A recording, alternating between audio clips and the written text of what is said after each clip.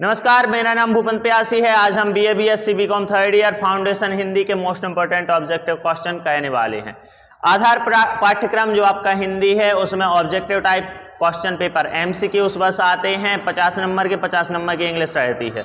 इसमें हम हिंदी के जो क्वेश्चन है इंपॉर्टेंट, यदि आप पूरा इस वीडियो को देख लेते हैं तो आपके पेपर का एक भी ऑब्जेक्टिव क्वेश्चन बाहर नहीं जाएगा। इससे पहले हम फर्स्ट चैप्टर करवा चुके हैं। इसमें सेकंड चैप्टर है आपका वापसी। वापसी किसके द्वारा रचित है? तो ऊषा प्रियंवदा जी हैं, इनके द्वारा लिखा गया है वापसी।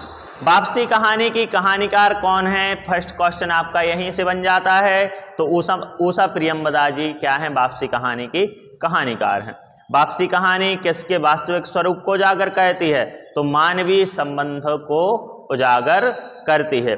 आधुनिकता ने हमें कैसा बना दिया है? आधुनिकता ने हमें कैसा बना दिया है? तो स्वार्थी और मानवताहीन हमें आधुनिकता ने बना दिया है। अगला क्वेश्चन है, अपनी हृदयहीनता का परिचय देने में हमें क्या नहीं होता है? तो अपनी हृदयहीनता का परिचय देने में हमें संकोच नहीं होता है। ए वापसी कहानी ऊषा प्रियंवदा जी द्वारा रचित है, उसका क्वेश्चन है। वापसी कहानी किसका चित्रण कहती है? पारिवारिक घुटन का चित्रण कहती है वापसी कहानी। अगला क्वेश्चन है, वापसी कहानी के गजाधर बाबू किस विभाग में कार्य करते थे? तो आपको मालूम होगा कि रेलवे विभाग में कार्य करते थे गजाधर बाबू। वापसी किस प्रकार की कहानी है? तो वापसी कहानी एक पारिवारिक प्रकार की कहानी है। गजाधर बाबू ने अपना संपूर्ण जीवन कहाँ बिताया? तो घर के बाहर रहकर, वो क्योंकि नौकरी करते थे तो घर के बाहर रहकर गजाधर बाबू ने अपना जीवन बिताया। अपना क्वार्टर छोड़ते हुए गजाधर बाबू को क्या हुआ? अत्यंत दुख हुआ गजाधर बाबू को जब उन्होंने अपना क्वार्टर छोड़ा। वापसी कहानी के संवाद किस तरह की भाषा से लिए गए हैं? सरल बोलचाल की भाषा से लिए गए हैं, क्योंकि परिवार की कहानी है तो परिवार में सरल बोलचाल की भाषा रहती है। तो इसमें भी ऊषा प्रियंवदा जी ने सरल बोलचाल की भाषा के जो शब्द हैं उन्हीं को लिया है। घरवाली के साथ क्या रखा? बेसन के लड्डू। बाबूजी को क्या पसंद है? तो इसमें भी बेसन के लड्डू। घर जाने की खुशी में गजाधर बाबू को क्या अनुभव हुआ? विषाद का अनुभव हुआ। एक परिचित स्नेह आदरमय सहज संसार से क्या छूट रहा है? नाता छूट रहा है। अगला क्वेश्चन 16वां क्वेश्चन है, वापसी कहानी में दो पीढ़ियों के मध्य क्या चित्रित किया गया है? तो वापसी कहानी में दो पीढ़ियों के मध्य आंतरिक वैमनस्य चित्रित किया गया है। दो पीढ़ियों के मध्य यानी गजाधर बाबू जो नौकरी करते थे, उनके बाद जो उनके बच्चे हुए, उनकी पीढ़ी। आधुनिकता से ओतप्रोत हमारे समाज में किसके लिए कोई स्थान नहीं बचा है? तो मानवीय संवेदनाओं, करुणा और पीड़ा के लिए कोई स्थान नहीं बचा है। अगला है, वापसी कहानी सजीव चित्रण के आधार पर पूर्ण है, सफल। वापसी कहानी में कहानीकार ने किस भाषा का प्रयोग किया है? तो बोलचाल की सहज भाषा का प्रयोग किया है। वापसी कहानी में किस तरह के शब्दों का प्रयोग कहानीकार ने किया है? घरेलू शब्दों का प्रयोग किया है। ये हम पहले बता चुके हैं। इसी से 3 प्रकार के आपके क्वेश्चन बन गए हैं। वापसी कहानी में मुहावरों और व्यंजनात्मकता से युक्त भाषा कैसी है? रोचक व प्रवाहमयी। वापसी कहानी का उद्देश्य क्या है? आंतरिक वैमनस्यता को दबाना वापसी कहानी का उद्देश्य है। वापसी कहानी में गजाधर बाबू पुनः क्या छोड़कर गए? घर छोड़कर गए। वापसी कहानी दो पीढ़ियों के किस पर आधारित है? अंतर्द्वंद पर आधारित है। दो पीढ़ियों के अंतर्द्वंद पर आधारित है वापसी कहानी। अगला क्वेश्चन है, वापसी कहानी कहानी कला की दृष्टि से सफलता असंदिग्ध है। अगला हमारा चैप्टर आता है शिकागो व्याख्यान। ये थर्ड चैप्टर है। शिकागो व्याख्यान किसने दिया था? स्वामी विवेकानंद जी ने शिकागो व्याख्यान दिया था। इसी से फर्स्ट क्वेश्चन बनता है, शिकागो व्याख्यान में स्वामी विवेकानंद जी ने क्या संदेश दिया है? तो नैतिकता का संदेश दिया है शिकागो व्याख्यान में स्वामी विवेकानंद जी ने। स्वामी विवेकानंद जी ने शिकागो में अपने भाषण में सर्वप्रथम क्या कहा? तो उन्होंने भाइयों एवं बहनों से, अमेरिका वासियों भाइयों एवं बहनों से उन्होंने संबोधन किया था। स्वामी विवेकानंद जी ने ब्रह्मांड की तुलना किससे की है? शून्य से की है। शिकागो में क्या प्रसिद्ध है? कसाई खाना प्रसिद्ध है। स्वामी विवेकानंद जी के जन्म के समय का नाम क्या था? नरेंद्र दत्त। शिकागो में स्वामी विवेकानंद जी ने किस भाषा में भाषण दिया? तो हिंदी भाषा में भाषण दिया। शिकागो में स्वामी विवेकानंद जी ने कितना लंबा भाषण दिया? 200 शब्द का भाषण दिया, 200 शब्द लंबा भाषण दिया।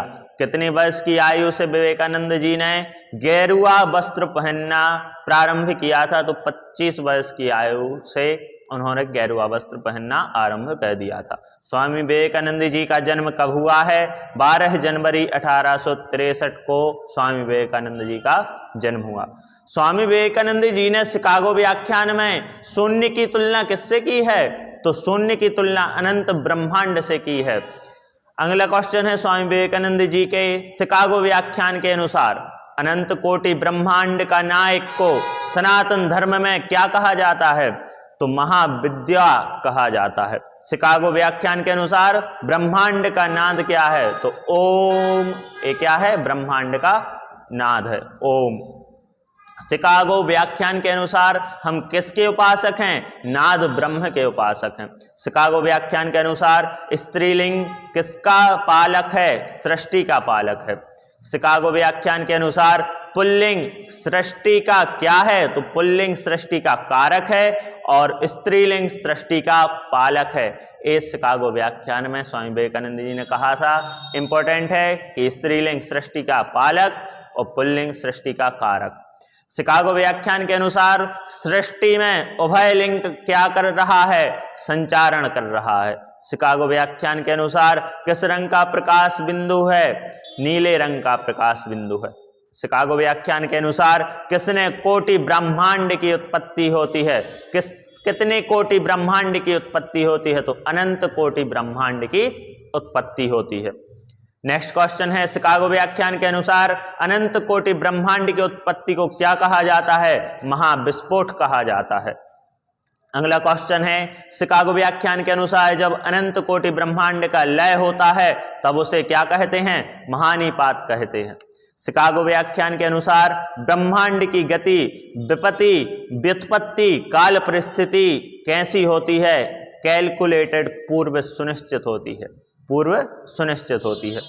शिकागो व्याख्यान के अनुसार नीलकांत की सुंदर प्रकृति का संचारण किसमें होता है? धराधाम में होता है। शिकागो व्याख्यान के अनुसार हमें किसका सम्मान करना चाहिए? तो धराधाम का सम्मान करना चाहिए। शिकागो व्याख्यान के अनुसार मनुष्य का पहला कर्तव्य क्या है? प्रकृति का संरक्षण ही मनुष्य का पहला कर्तव्य है। शिकागो व्याख्यान के अनुसार सुबह उठकर किसको प्रणाम करना चाहिए? धरती को प्रणाम करना चाहिए। शिकागो व्याख्यान के अनुसार किसका तिलक माथे पर लगाना चाहिए? धूल का तिलक माथे पर लगाना चाहिए। स्वामी विवेकानंद जी का जन्म कहाँ हुआ? स्वामी विवेकानंद जी का जन्म कहाँ हुआ था? कलकत्ता में हुआ था। स्वामी विवेकानंद जी के शिकागो व्याख्यान के बाद कितने मिनट तक सभागार तालियों से गूंजता रहा? तो 26 मिनट तक सभागार तालियों से गूंजता रहा। जितना बड़ा संघर्ष होगा उतनी ही शानदार क्या होगी? तो उतनी ही शानदार जीत होगी। जितना बड़ा आपका संघर्ष है उतनी ही बड़ी आपकी जीत होती है। एक शिकागो व्याख्यान में स्वामी विवेकानंद जी ने कहा था। स्वामी विवेकानंद जी का ध्येय वाक्य क्या था? उठो, जागो और लक्ष्य प्राप्त करो। जो व्यक्ति किसी सांसारिक वस्तु से व्याकुल नहीं होता उसे क्या प्राप्त होता है? तो अमरत्व की प्राप्ति होती है। ये हमने वापसी और शिकागो व्याख्यान 2 चैप्टर के मोस्ट इंपोर्टेंट ऑब्जेक्टिव क्वेश्चन किए हैं। यदि आप और भी चैप्टर्स के ऑब्जेक्टिव क्वेश्चन करना चाहते हैं तो और भी वीडियो चैनल पर डली हुई हैं और चैनल में आगे आने वाली हैं, तो चैनल को सब्सक्राइब करें। वीडियो पसंद आई हो तो वीडियो को लाइक करें। धन्यवाद।